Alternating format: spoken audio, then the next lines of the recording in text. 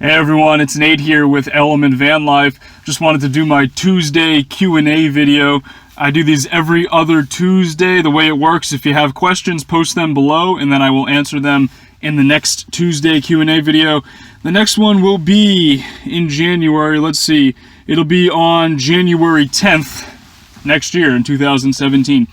So let's get started, guys. We got a lot of great questions. By the way, to change the scenery, I'm in my dad's Toyota Highlander because I'm at home visiting family for the holidays. So figured I still wanted to shoot it in a vehicle though. So figured this one was a good one to do it in. So, all right, guys, let's get started. First question comes from Mike James. They say, has your family started to accept your lifestyle, or is it still the same deal? I think after spending the last week or so here visiting for the holidays and everything, it seems like they are a little bit more open to the idea. They acknowledge it and they accept the fact that I do live in my van full time. So that's definitely a good thing. I don't think that they're the biggest fans of it still. I mean, we really haven't talked about it very much at all. It's just kind of been like the elephant in the room. But that being said, it has come up a couple of times and it's been comfortable at least to acknowledge it. So I wouldn't say it's the same deal. I think they're maybe a little bit more supportive, but still not 100% fans of it. But I think over time, hopefully they will realize that it's the right thing for me and they'll accept it 100%. But we'll see how it goes. Next question comes from Dave2D. They say, hey Nate, I'm thinking about going down to San Diego after the RTR, the Rubber Tramp Rendezvous. Any van dwelling tips or specific to San Diego? That's a good question. I mean, San Diego is really, really open to the idea of van dwelling and folks, living in vehicles. Maybe not in terms of like the government or whatever, or the police force, but generally speaking, there are a lot of people who are living in vans and living in RVs full time in San Diego. So you really shouldn't have too much trouble. When I was there, I stuck mostly to like Pacific Beach and Ocean Beach, and then spent some time in Claremont as well. Claremont is really, really awesome. It's like more of like a suburb area. It's a mesa inland a little bit. But there are tons and tons of RVers there. Like if you just go to the Walmart there, you'll see like a dozen RVers or vans at any time parked in that parking lot. And then even like in other parts of that area, they're quieter streets. It's a little bit more like, I guess, industrial, I guess you could say. So that's a really good place that I was at a lot too. But for the most part, though, San Diego, like I said, is pretty open to the idea of van dwelling, and there are a lot of people that do it there. So you will not be alone. Next question comes from Teddy Rodriguez.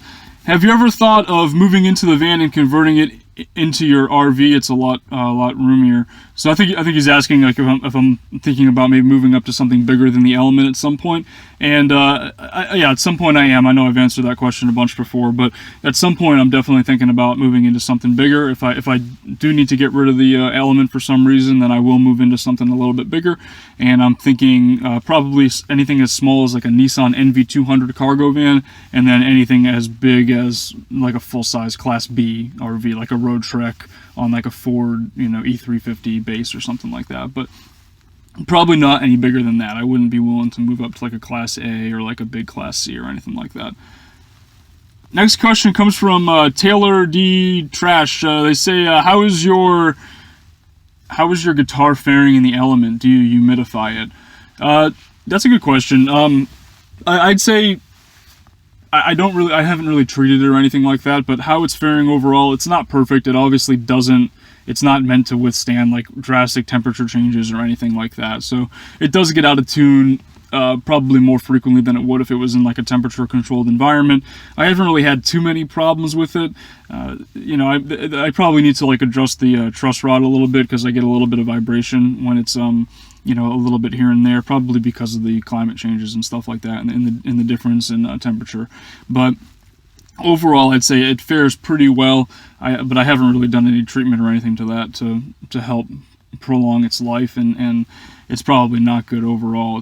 It's not in perfect shape or anything like that, but it's also not terrible, at least not yet. Next question comes from John Schechtell. Says, hey Nate, JP here, quick question. What part of your journey has been the most beneficial, and which parts have been the least beneficial in terms of personal growth and life in general? I think most beneficial is that it's made me more confident in who I am as a person and kind of helped me, I guess, establish, I don't know, that sense of minimalism that I've touched on a few other times, and then also just general confidence in the choices that I make as a person. Like I've said this before, I'm very proud that I live in the element and that I'm able to fit my entire life in a little 35 square foot vehicle, and I really like that. And so I think that in terms of, I guess, a boost to personal confidence, I think that's definitely something that's been beneficial.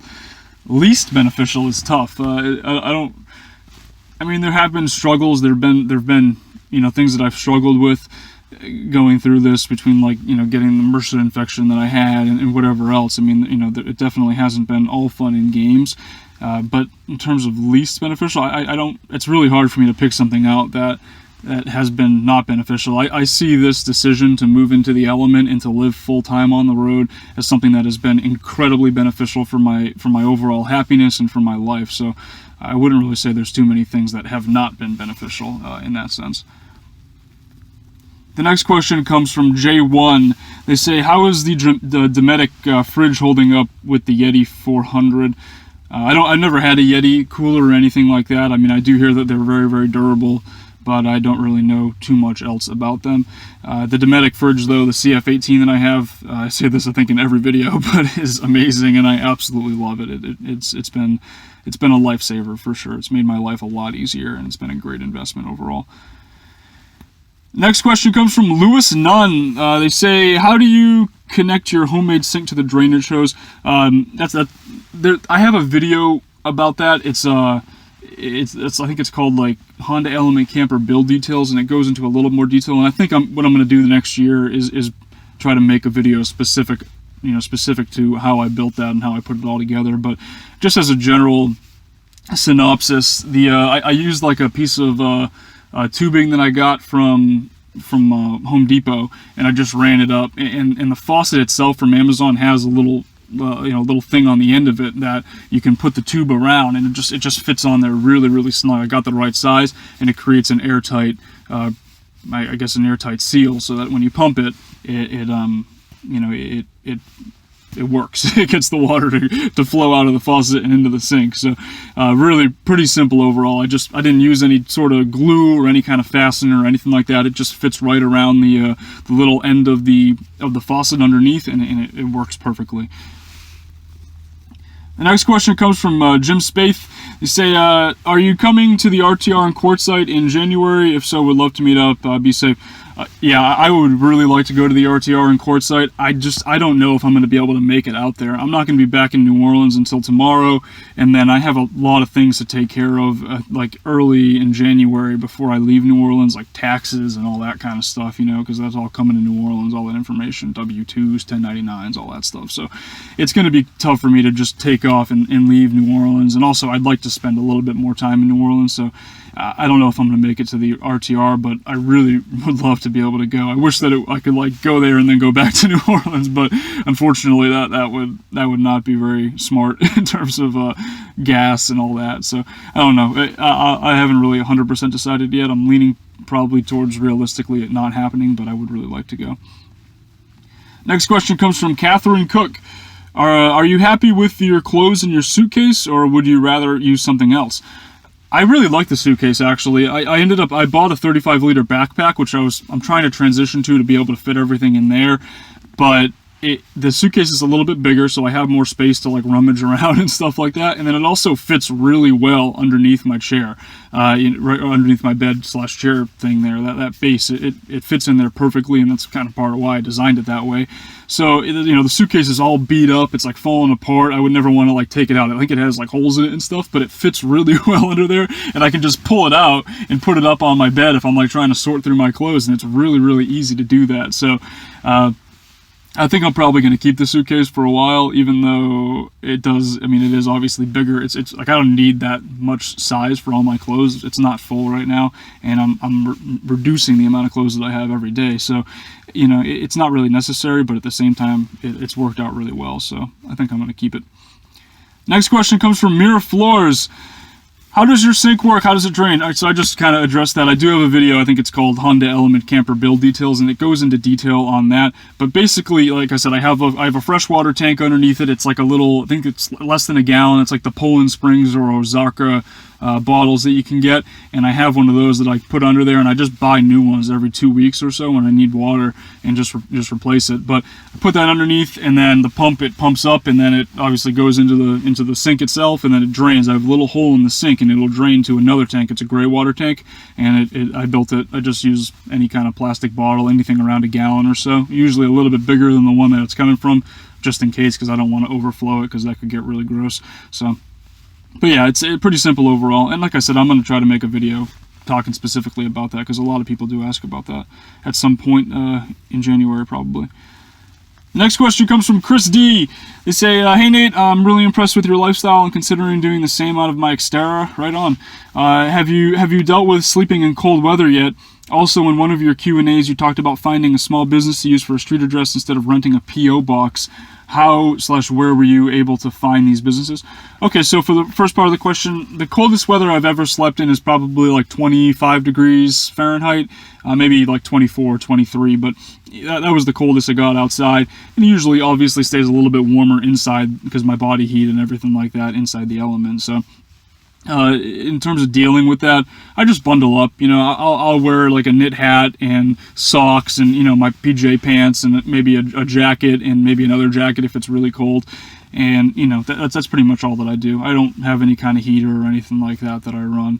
And for the most part, though, I try to avoid staying in cold weather climates. So, you know, I'm probably not going to ever have to deal with being in under 20 degrees, you know, at least not by choice, because I'm going to avoid places where it gets that cold. The second part of the question, I just Google searched like local like mailbox places, and you can find them. You know, if you search for just renting a mailbox in an area, and then you know like just Google Maps it, and on Google Maps it'll show like, you know, your UPS stores and your FedEx locations, and then it'll usually also show like smaller places that offer private mailboxes as well.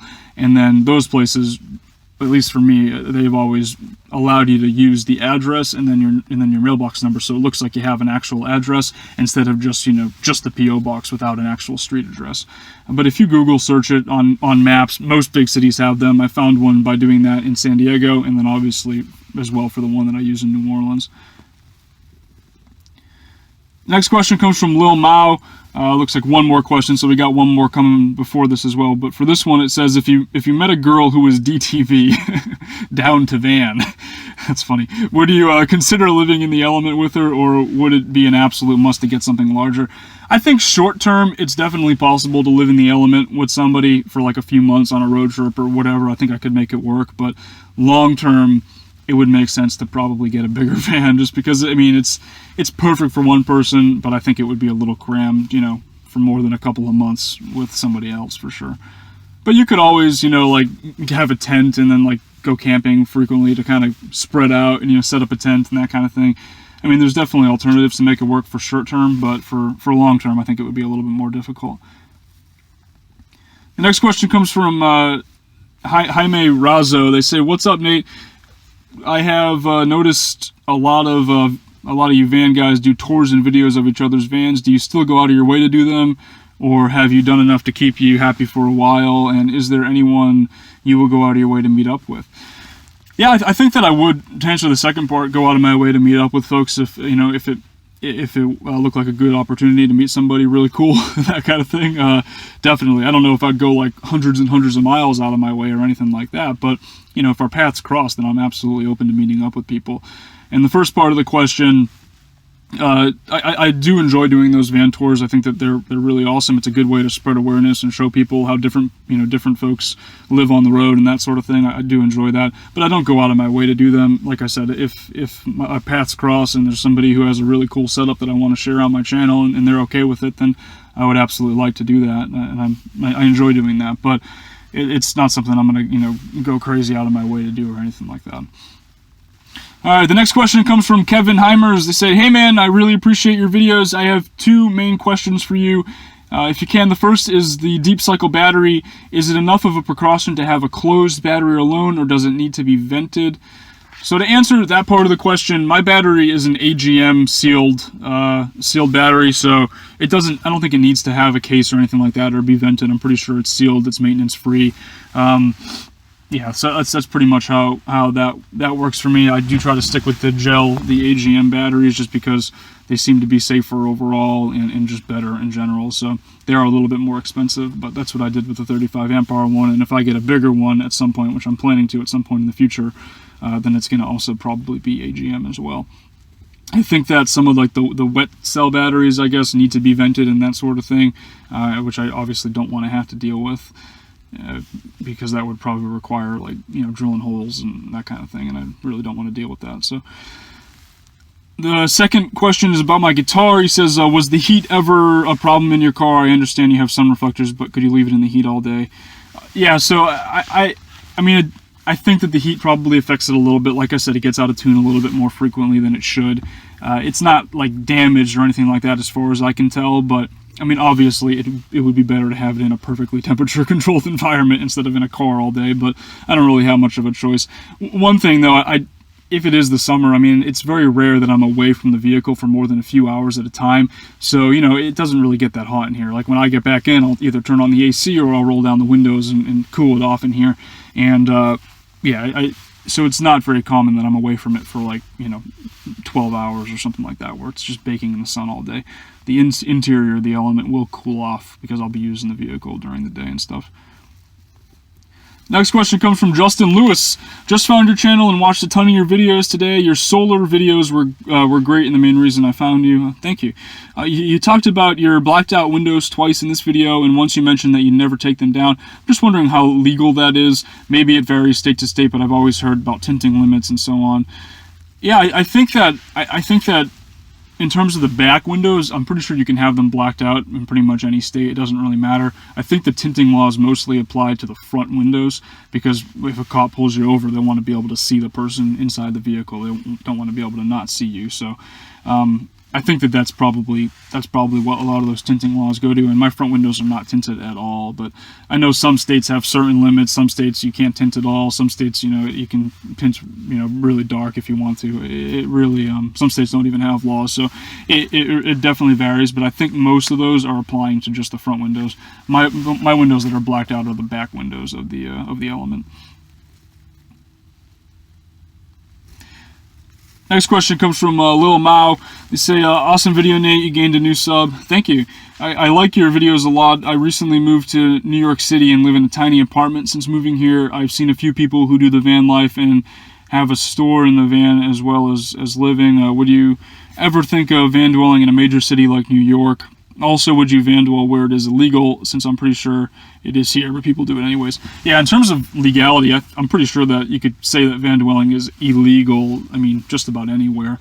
The idea is just, be respectful and kind of just blend in as much as you can, and hopefully folks don't notice it, and if they do, hopefully they don't have too much of a problem with it, and you can just go to your next place and sleep somewhere else. I think it's kind of crazy for it to be illegal. It's not like I'm doing anything, to negatively affect the folks around me. I'm just in my car, on a public street usually, so I guess that is what it is. But in terms of van dwelling in a major city like New York, I like visiting New York. I have a few friends that live there, but I don't know if I would want to live there. There's so many people. It's very overwhelming, to be there for an extended period of time. I think it would be pretty hard to van dwell in New York. There's a lot of parking laws. There's a lot of restrictions, and there's not very many parking spots. There's more vehicles than there are parking spots, so it could be a little bit of a problem for sure. And I don't know if I would ever really want to do it. Maybe I would visit for a few days, but I don't think I would want to live there full time or anything like that. Next question comes from Don Curry. Great vids. Keep your head up. Thank you. And keep up the great work. Question, have you encountered any mold issues inside of the Element? Do you have any specific or regular cleaning inside your van to prevent such issues? I haven't really noticed any mold issues. It's possible that they exist underneath the vinyl flooring and stuff like that. I mean, it doesn't smell musty or moldy at all, so that's I think is at least somewhat of an indicator to show that it's not so bad. But at the same time, like I said, there could be mold issues going on that I just don't know about.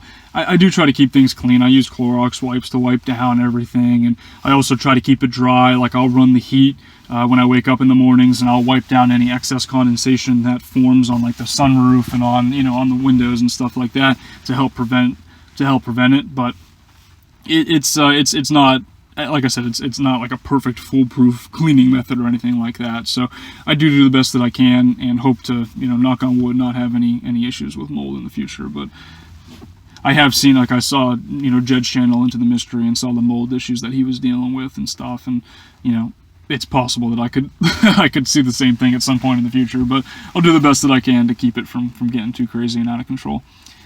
Next question comes from Bantam Keeper. He says, "Hi Nate, I think you have a Honda roof rack." I do. It's not the OEM. It's like it's pretty much this exact same style as the OEM Honda Element roof rack. It's just a knockoff one, but it's exactly the same.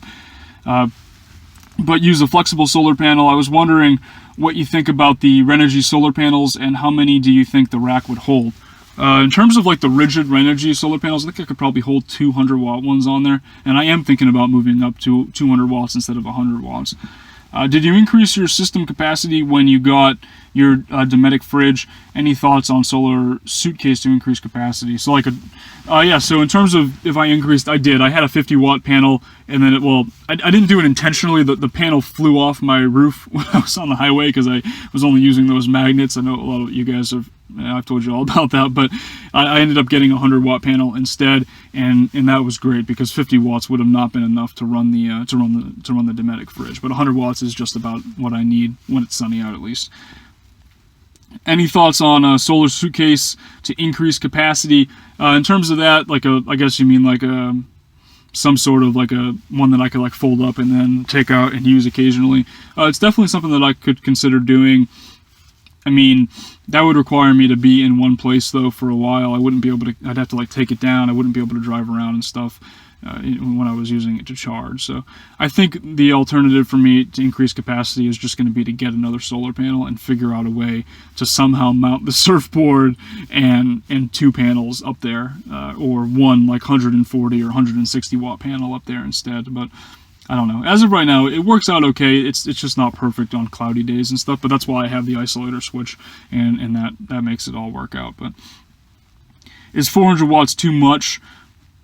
For the Dometic CF18, if that's all you're trying to run, yeah, 400 watts is probably too much. I think 200 watts would be the most that you would need, and then maybe like 140 watts would be the least if you're trying to run purely on solar without like a battery isolator or anything like that.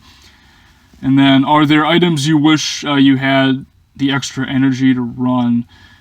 Not really. Like I said, if I had a little bit more capacity, I think I would charge my laptop battery more frequently off the battery, like the actual deep cycle battery. Very rarely do I do that. I usually just rely on like Starbucks to charge up my laptop, or if I'm running the vehicle, I'll plug it into the 12 volt cigarette lighter in the front, and it'll just run directly off the car battery while the vehicle is running, and that'll charge it up. But very rarely do I just plug it in because it uses just too much power. So. But other than that, I mean, there's not really anything else.